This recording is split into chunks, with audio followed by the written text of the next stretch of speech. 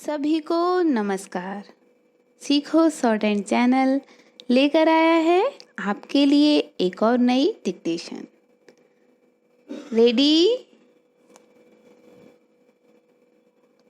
Start.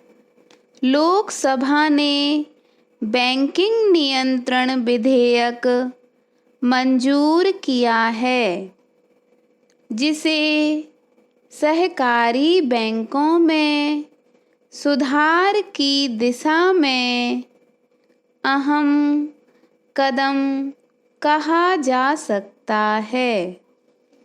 सरकार तो budget सत्र के दौरान ही इस विधेयक को पारित करवाना चाहती थी, लेकिन कोरोना महामारी के कहर के कारण संसद सत्र को समय से पहले खत्म करना पड़ा था। इसके बाद 26 जून को बैंकिंग नियंत्रण अध्यादेश लाया गया था और कुल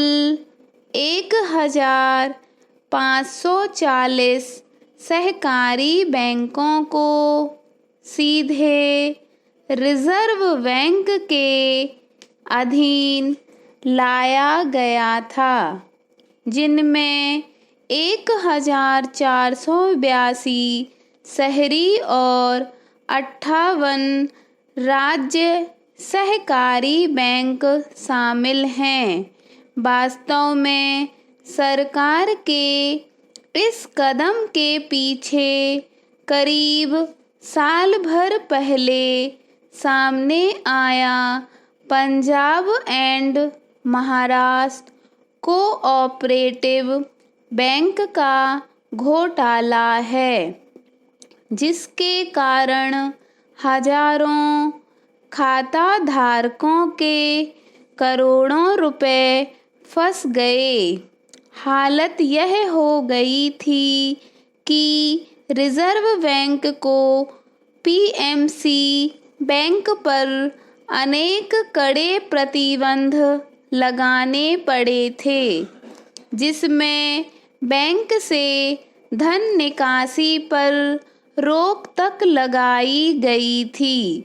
दरअसल सहकारी बैंकों की स्थापना सहकारिता की जिस भावना के साथ की गई थी, उसे दरकिनार कर निहित राजनीतिक स्वार्थों ने इन पर नियंत्रण कर इन्हें भीतर से खोखला कर दिया। यह विडंबना ही है कि जिन सहकारी बैंकों को एक समय ग्रामीण अर्थव्यवस्था की रीढ़ माना जाता था और जो छोटे कर्जदारों को कर्ज के रूप में वित्तीय सुरक्षा प्रदान करते थे, उनका अस्तित्व ही खतरे में पड़ गया।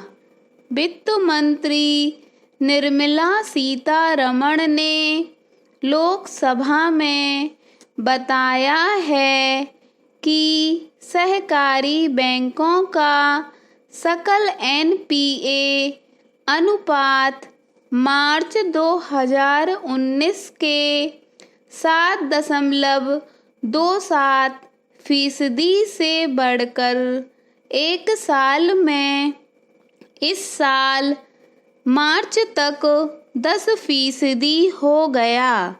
4 साल पहले नवंबर 2016 में जब सरकार ने नोटबंदी लागू की थी, तब भी पुराने नोटों को बदलने में अनेक सहकारी बैंकों की संदिग्ध भूमिका सामने आई थी।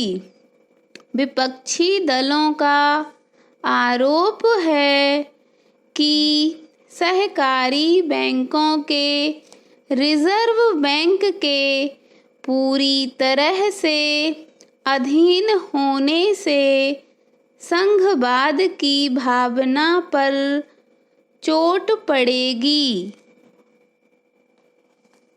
स्टॉप।